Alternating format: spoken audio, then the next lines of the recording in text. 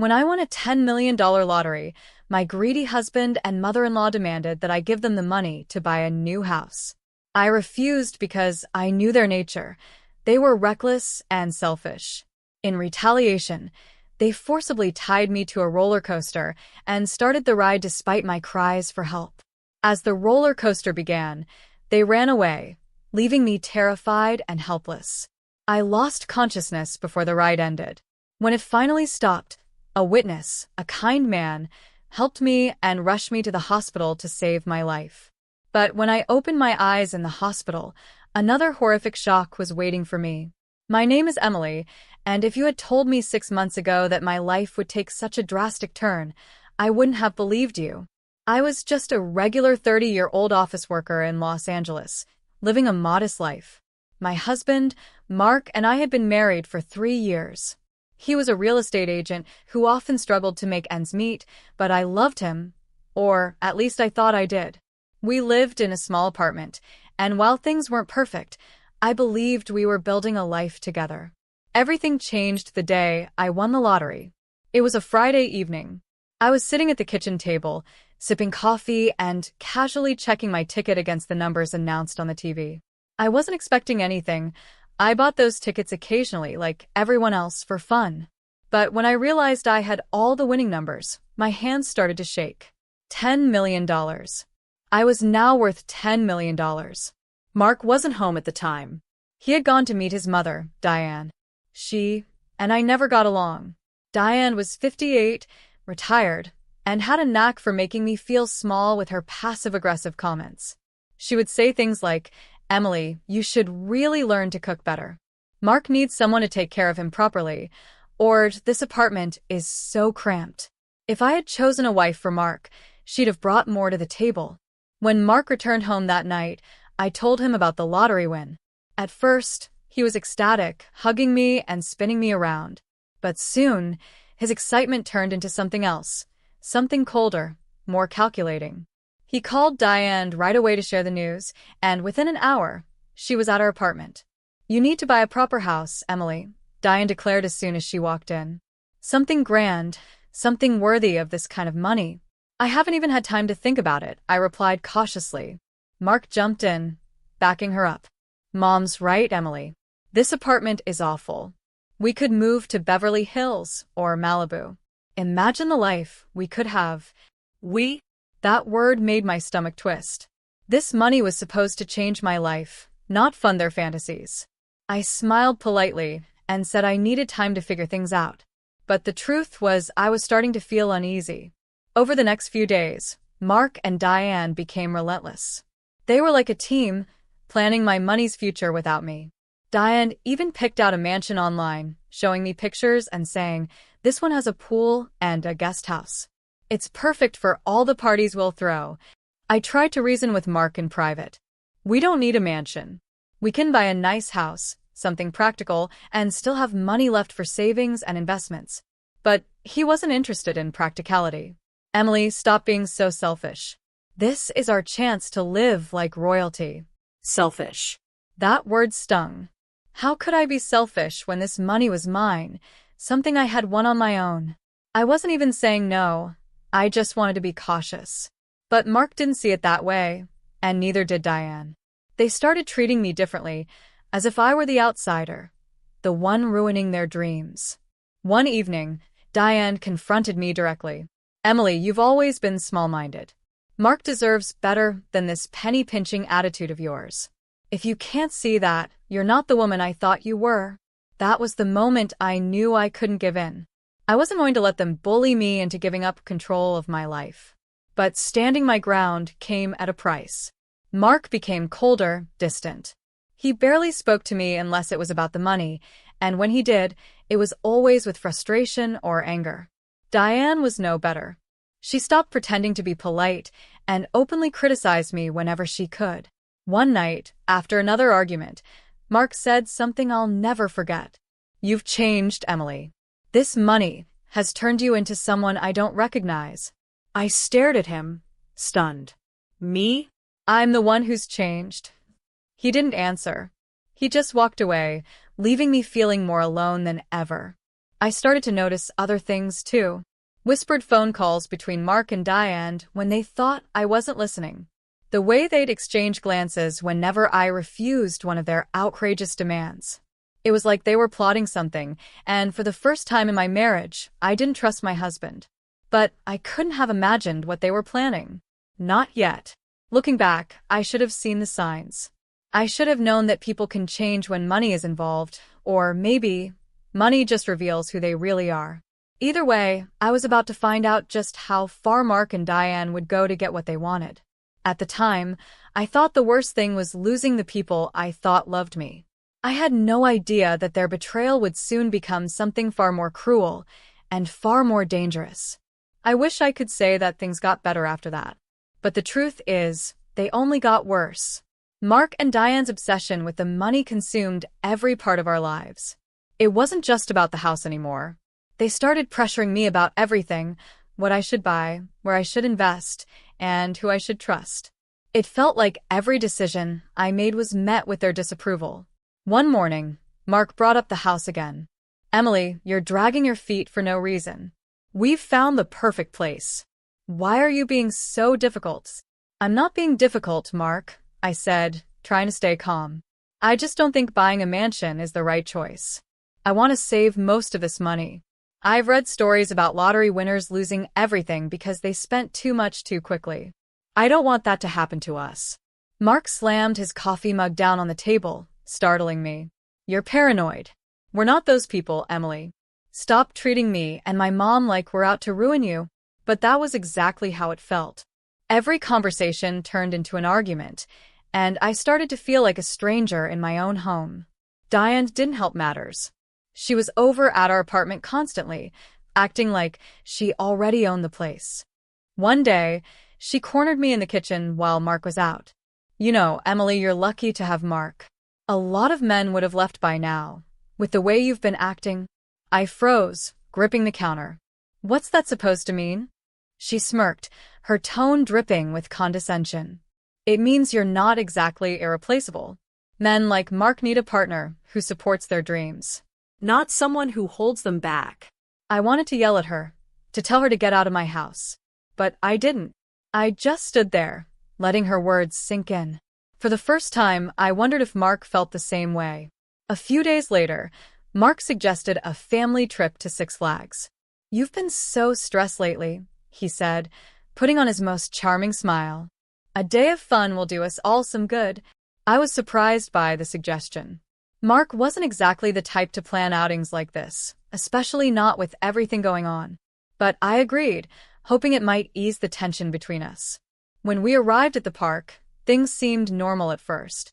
Mark and Diane were in high spirits, laughing and joking as we made our way through the crowds.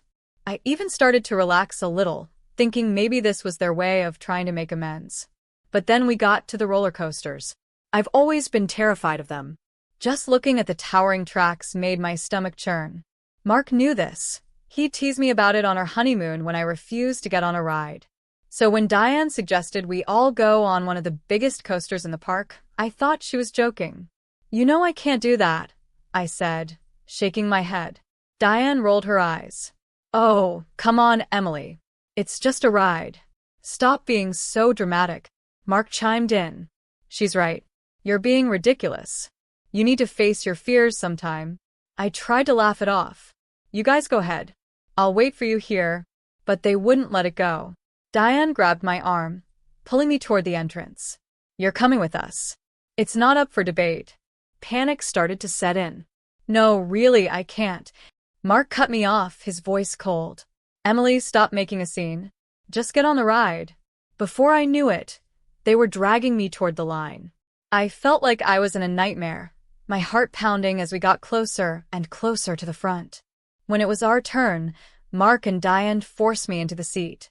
I was shaking, tears streaming down my face as the attendants secured the restraints. I begged them to let me off, but Mark just looked at me with that same cold expression I'd seen so many times lately. "You'll be fine," he said flatly. And then they walked away. The ride started to move, and I felt sheer terror take over. I screamed for them to stop it, but no one could hear me over the roar of the coaster. As it climbed higher and higher, I felt like I was going to die. By the time it plummeted down the first drop, I blacked out completely. The next thing I remember was waking up on the ground, surrounded by strangers. Someone was shaking me gently, asking if I was okay. "Can you hear me?" a man's voice said. I opened my eyes and saw a concerned face staring down at me. He introduced himself as Jack, a paramedic who happened to be in the park that day. "You passed out on the ride," he said. "I saw the whole thing. Are you with anyone?" I looked around, but Mark and Diane were nowhere to be found. My heart sank as I realized they had abandoned me. They left me," I whispered, tears filling my eyes. Jack's expression hardened. "Don't worry. I'm here now. Let's get you checked out." As he helped me to my feet, I felt a wave of anger and betrayal wash over me. Mark and Diane had gone too far this time. And for the first time, I realized that I couldn't keep ignoring the truth. They didn't care about me. They only cared about the money. But they were about to learn that some lines shouldn't be crossed. And I wasn't going to let them get away with this. When Jack helped me to my feet that day at Six Flags, my body felt weak, but my mind was racing. I couldn't stop thinking about what had just happened. Mark and Diane, my husband and his mother, had forced me onto that roller coaster knowing how terrified I was. And then they had abandoned me. I kept replaying it in my head, trying to make sense of it, but the truth was staring me in the face. They didn't just want to hurt me. They wanted to break me. Jack was patient as I explained the situation to him in the medical tent. He sat across from me, his kind, steady eyes never leaving mine. "They left me," I said again, my voice trembling with a mix of disbelief and anger. "They left me there knowing I was terrified. Knowing." I trailed off, unable to finish the thought. Jack leaned forward, his voice calm but firm. "Emily, that's not normal. That's not something people who care about you would do. Are you sure you're safe with them?" Safe? I hadn't even considered that.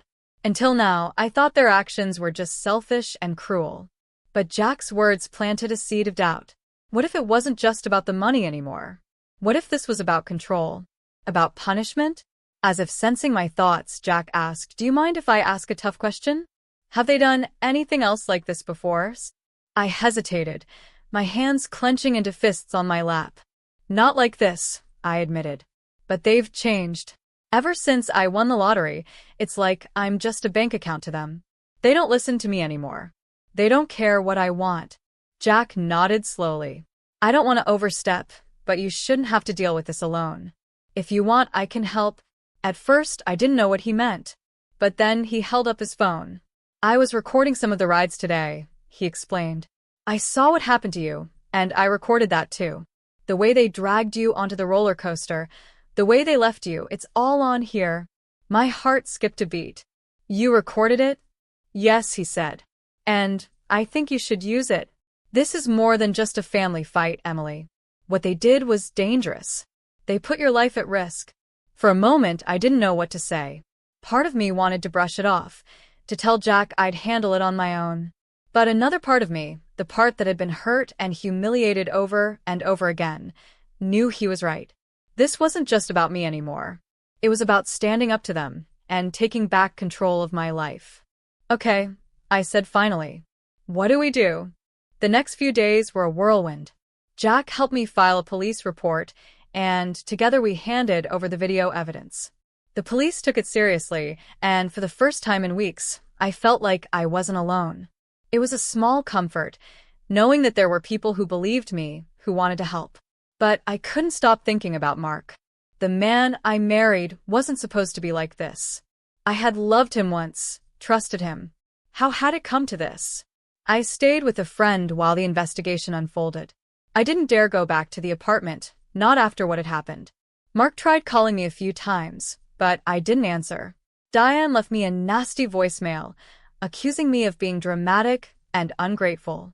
I deleted it without listening to the rest. Then one day the police called. "We've arrested Mark and Diane," the officer said. "The evidence was compelling, and we've charged them with assault and reckless endangerment." Hearing those words should have made me feel relieved, but instead I felt hollow. This wasn't how I wanted things to end. But deep down, I knew it was the only way. They had crossed a line, and there was no going back. The trial was grueling. Mark and Diane tried to paint me as the villain, claiming I was selfish and vindictive, but the video told a different story. When the jury saw how they had treated me, how they had left me on that roller coaster, their sympathy evaporated. It was clear to everyone in the courtroom that this wasn't just a misunderstanding. It was calculated cruelty. When the verdict came, I felt a strange mix of emotions: relief, sadness, and a hint of closure. Mark and Diane were sentenced to prison. The judge called their actions a disturbing betrayal of trust, and I couldn't have agreed more. Afterward, Jack found me outside the courthouse. He smiled gently and said, "It's over now. You can move on." "Thank you," I said, tears welling in my eyes. "I couldn't have done this without you." Jack shook his head. "You did this, Emily. You stood up for yourself. That takes real courage." And for the first time in a long time, I believed him. I wasn't a victim anymore. I was free. After the trial, I felt like I was standing at the edge of a cliff, staring out into the unknown. For so long, my life had revolved around Mark, Diane, and the constant tension they brought. Now, for the first time, I was free of them. But freedom is complicated. It doesn't erase the scars left behind. It just gives you the space to heal. I took things one day at a time. I sold the apartment Mark and I had shared, wanting nothing to do with the place where so much of my pain had taken root. I found a cozy new home in a quiet neighborhood, nothing extravagant but warm and peaceful, just what I needed. The money, the lottery winnings that had started all of this, felt different now. I had been so excited when I won, thinking it would bring me joy and security. But it had also brought out the worst in the people closest to me. I decided to use it wisely this time, setting up a financial advisor to help me plan for the future. I made donations to causes that mattered to me, knowing that giving back would help me heal. Through it all, Jack stayed in my life. He wasn't just the man who had rescued me at Six Flags. He became a friend, someone I could rely on when I felt overwhelmed. He had this way of reminding me that not everyone was out to hurt me.